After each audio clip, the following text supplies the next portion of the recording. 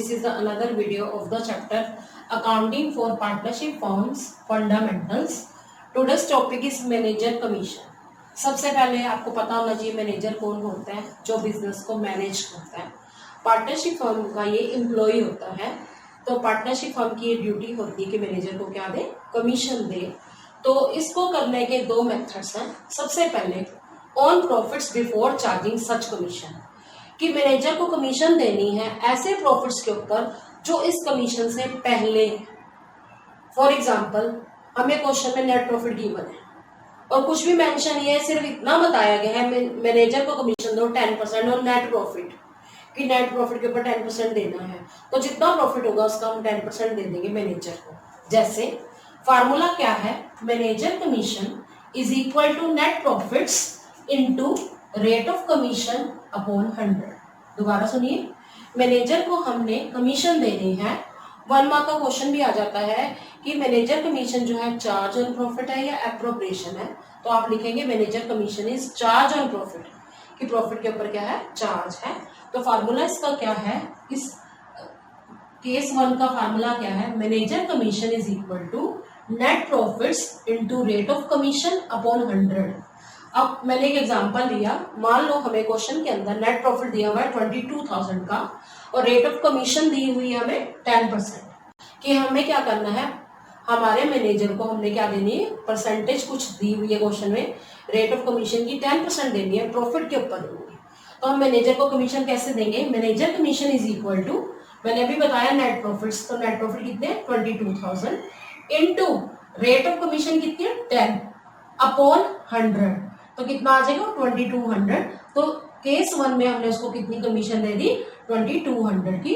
Case 1 दोबारा सुनो, अगर क्वेश्चन में लिखा हो कि manager has to provide commission at the rate of 10% और 5% as the case may be, जो भी क्वेश्चन में लिखा होगा 10% देना तो 10% देंगे, 5% है तो 5% देंगे। तो फार्मूला बना net profits into rate of commission 100, कि जैसे प्रॉफिट हमारा 22,000 है, कमीशन हमारी कितनी है 10% है, तो हमने क्या कर दिया 10/100। अगर 5% होगा तो 5/100 करेंगे, अगर 2% होगा तो 2/100 करेंगे। सीधा है 2200 हमारा 10% करके क्या आ गया, मैनेजर की कमीशन आ गई। ये तो था केस 1 कि मैनेजर को हमने कमीशन देनी है, सीधा लिखा हुआ है कि मैनेजर को कमीशन हमने 10% देनी है या 5% देनी है या 2%, जितनी भी दी हुई है, सीधा हमने क्या कर दिया, नेट प्रॉफिट पर सीधा उसका परसेंटेज लगा के उसको कमीशन दे दी। लेकिन जो केस 2 है वो सुनिए, क्या है कि manager commission is on profits after charging such commission. मतलब क्या है, मैनेजर को हमने जो कमीशन देनी है ऐसे प्रॉफिट्स के ऊपर देनी है जो इस कमीशन के बाद है। इसका मतलब क्या है कि मैनेजर को हमने कमीशन देनी है किस पर, ऐसे प्रॉफिट पर जो इस कमीशन के बाद है। जब कमीशन ही हमें नहीं पता तो हम कैसे उसके ऊपर नेट प्रॉफिट पर हम उसकी परसेंटेज निकालेंगे। मतलब दोनों बातें जब इंटरलिंक्ड आ जाती हैं तो फार्मूला क्या आ जाता है, चेंज हो जाता है। तो फार्मूला क्या बनेगा, manager commission is equal to net profits into rate of commission, यहां तक तो वही है, upon 100 plus rate. 100 plus rate मतलब जितना रेट क्वेश्चन में दिया होगा, जैसे नेट प्रॉफिट हमें जितना दिया होगा हम वो लिखेंगे, इनटू रेट ऑफ कमीशन, मान लो 10% है तो 10 लिख देंगे, अपॉन 100 प्लस 10। अब बच्चे ये पूछते हैं कि मैम ऐसा क्यों किया गया, कारण देखो ना क्वेश्चन में लिखा क्या पड़ा है कि मैनेजर को हमने क्या देनी है, कमीशन देनी है उस प्रॉफिट पर आफ्टर चार्जिंग सच कमीशन। का मतलब क्या होता है, इस कमीशन के बाद वाले प्रॉफिट पर। तो जब कमीशन ही तो नहीं पता, फिर हम प्रॉफिट में से कैसे कमीशन को माइनस करके देखें। तो जब ऐसी बातें आ जाती है, दोनों बातें इंटरलिंक्ड आ जाती हैं, तो फार्मूला क्या आ जाता है, चेंज हो जाता है। Manager commission is equal to net profit into rate of commission upon 100 plus rate. Rate अगर यहाँ 10 है तो यहाँ पर 10 होगा, अगर यहाँ 5 है तो नीचे 5 होगा, अगर ऊपर 2 है तो नीचे 2 आएगा। For example, net profit is 22,000 and rate of commission is given 10%. Question में क्या लिखा हुआ है कि manager has to provided commission of 10% on the profit after charging such commission. इसका मतलब क्या है कि मैनेजर को कमीशन देनी है उस प्रॉफिट पर जो आफ्टर चार्जिंग सच कमीशन, का मतलब है इस कमीशन के बाद है। तो फार्मूला भी मैंने बताया था, manager commission is equal to net profit into rate of commission upon 100 plus rate of commission. तो हमारे पास प्रॉफिट कितना है 22,000 है और परसेंटेज कितनी, रेट 10 अपॉन 110, ये 110 कैसे आया, 100 प्लस रेट, 100 प्लस रेट कितना है 10, तो 110 आंसर आ जाएगा 2000। अगर ऊपर 5% होता तो नीचे 5/105 होता, अगर 2% होता तो 2/102 होता। यानी कि मैनेजर कमीशन देने के दो मेथड है, एक तो है बिफोर चार्जिंग सच कमीशन, उसमें डायरेक्ट जैसे 10% लगा दिया था हमने, एक होता है आफ्टर चार्जिंग सच कमीशन, तो जितने परसेंट कमीशन दी हुई है तो नीचे 100 में वही रेट को क्या कर देते हैं प्लस, जैसे इसमें 100 प्लस 10 कर दिया 110 आ गया 2000, हम उसको कमीशन देंगे। डिपेंड करता है क्वेश्चन की लैंग्वेज पे कि मैनेजर को कमीशन देनी कैसे है। अगर लिखा हो कि provide manager commission at the rate of 10% और नेट प्रॉफिट, तो जितना नेट प्रॉफिट होगा उसका सीधा हम 10% कर देंगे।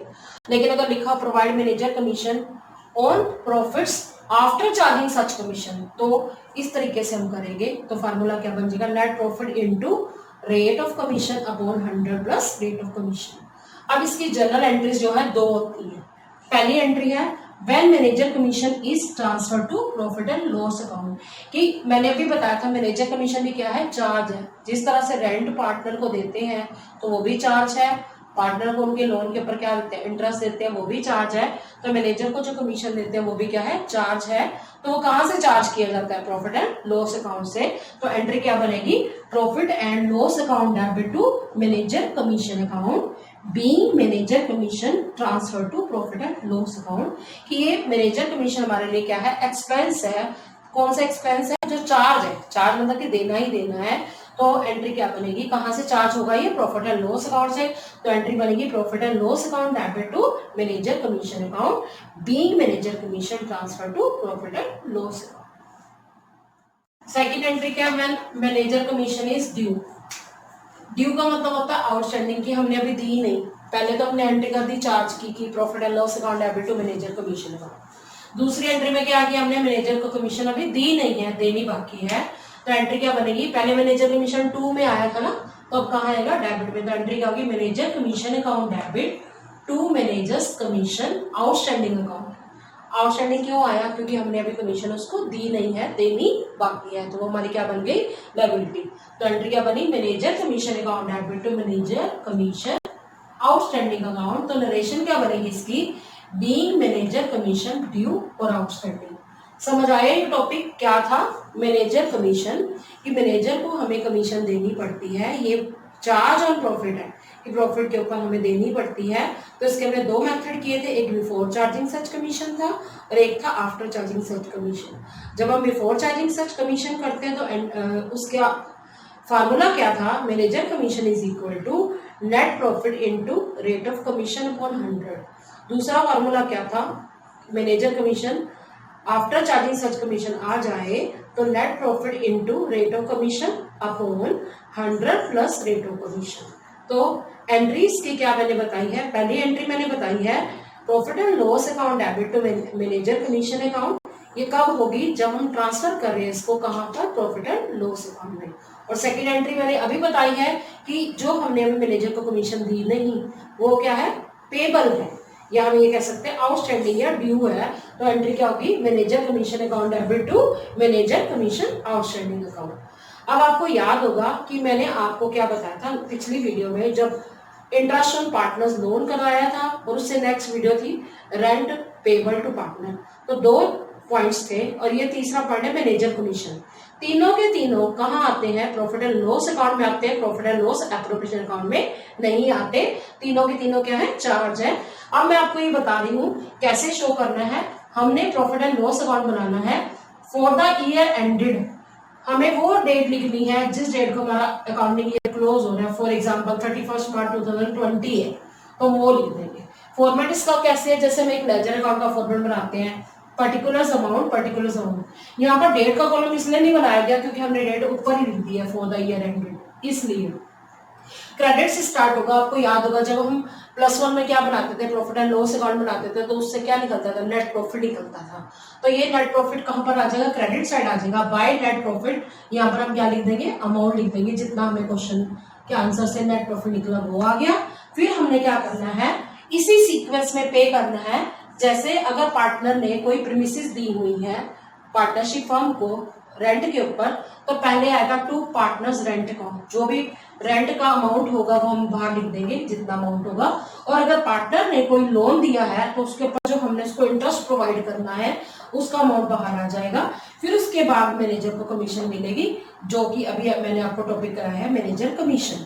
और बैलेंसिंग फिगर जो है क्या आ जाएगी, जो भी बैलेंस बचेगा, जैसे क्रेडिट साइड का टोटल किया उसमें से डेबिट यहाँ तक जितना भी है उसका टोटल माइनस करके जो बच गया वो कहाँ ट्रांसफर हो जाएगा, to profit transfer to profit and loss appropriation account.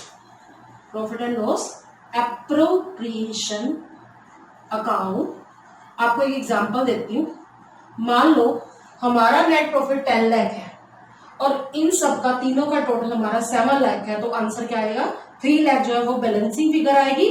Balancing figure हम यहाँ पर 3 लाख लिख देंगे और लिखेंगे क्या सामने, to profit transfer to profit and loss appropriation account. तो ये वाला प्रॉफिट जो है हम यहाँ पे ट्रांसफर वाला लिख देंगे और यहाँ पर हम टोटल जो है इक्वल 10 लाख लिख देंगे। दोबारा सुनिए, प्रॉफिट एंड लॉस अकाउंट जो है इसके अंदर हम पहले क्या क्रेडिट साइड क्या लिखेंगे, बाय नेट प्रॉफिट, वो प्रॉफिट जो हम प्रॉफिट एंड लॉस अकाउंट से निकालेंगे। उसके बाद हमने क्या करना है, पार्टनर ने अगर कोई प्रीमिसेस दी है रेंट पर तो रेंट देंगे उसको, उसका अमाउंट लिखेंगे। फिर अगर पार्टनर ने कोई लोन दिया है उसके ऊपर जो इंटरेस्ट हम प्रोवाइड कर रहे हैं वो आ जाएगा। फिर मैनेजर को हम क्या देंगे, कमीशन देंगे। उसके बाद जो बैलेंसिंग फिगर होगी वो क्या आएगी, प्रॉफिट ट्रांसफर हो जाएगा कहाँ पर, profit and loss appropriation account में। जैसे मैंने बताया अगर 10 लाख इसका टोटल है और यहाँ तक तीनों का टोटल 7 लाख बन गया तो बैलेंसिंग फिगर 3 लाख जो है ये प्रॉफिट कहाँ चला जाएगा, प्रॉफिट एंड लॉस एप्रोप्रिएशन की credit side by profit and loss account. So profit and loss ये सीक्वेंस याद रख लो, RIM, रिम याद रखो, रिम हमेशा याद रखना। पहले पार्टनर को क्या दिया जाता है, उसकी प्रीमिसेस के ऊपर रेंट दिया जाता है। फिर अगर कोई लोन प्रोवाइड किया गया है पार्टनर ने फर्म को तो इंटरेस्ट उसको पे करना पड़ता है। उसके बाद हमें क्या करनी पड़ती है, मैनेजर को कमीशन प्रोवाइड करनी पड़ती है। तीनों पॉइंट्स जो है इसके अंदर आए हैं, देखिए, R for rent, I for interest, M for manager commission. Hope you understood the topic well. Today you have done manager commission. Then after that manager commission we have understood the 3 points. One is rent payable and second one is interest on partners loan and third one is manager commission. ये याद रखिए, तीनों के तीनों charge हैं profit के ऊपर और तीनों के तीनों profit and loss appropriation account में नहीं आते। कहाँ पर आते हैं, प्रॉफिट एंड लॉस अकाउंट में आते हैं। So students, hope you understood the topic well. Stay tuned with me in the next video. Thanks for watching.